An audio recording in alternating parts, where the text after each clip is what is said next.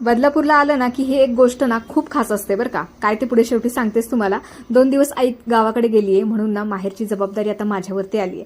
तर सकाळी सकाळी ना पाणी येतं म्हणून मी पटापट सगळी कामं करून घेते जसं ती करत असते.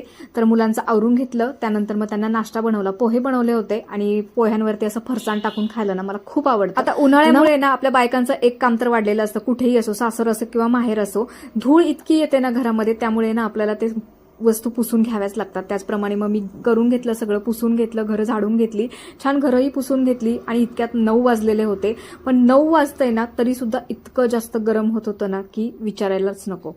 आता खरं तर आई नाहीये घरी म्हणून हे सगळं टाइमपास चालू आहे माझा, कारण की ना करायलाच काही नाहीये, बोलायलाही काही नाहीये, मुलं खाली गेलेत खेळायला आणि अशा पद्धतीने मी घर आवरून घेतलंय. आणि हा जो माझ्या चेहऱ्यावरचा ग्लो दिसतोय ना हा माहेरचा ग्लो आहे बरं का. कसा दिसतोय ते मला नक्की सांगा.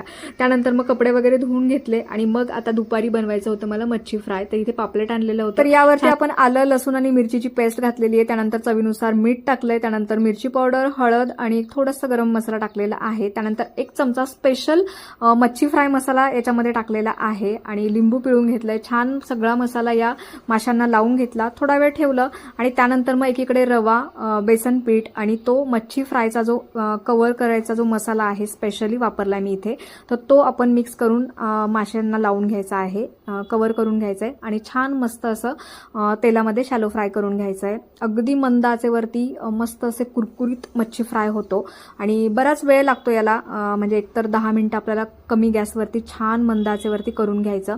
आणि याच्यासाठी जो स्पेशल मसाला वापरलाय ना तो अप्रतिम चव देतो. तुम्हालाही जर तो मसाला मागवायचा असेल तर मला कमेंट करा, मी त्याची लिंक तुम्हाला पाठवते. आणि खरंच 1 नंबर मसाला आहे, तुम्ही एकदा नक्की ट्राय करा. आणि हीच ती खास गोष्ट की बदलापूरला आल्यानंतर एकदा तरी हा मच्छी फ्राय होतोच होतो, कारण माझ्या भावाला इतकं आवडतं माझ्या हातचं हे मच्छी फ्राय. तर तुम्ही सुद्धा एकदा नक्की ट्राय करा आणि स्पेशली त्या मसाल्यामुळे खरं तर याला चव वाढते. तुम्हाला मसाला हवा असेल तर मला कमेंट नक्की करा. चला पुन्हा भेटूयात.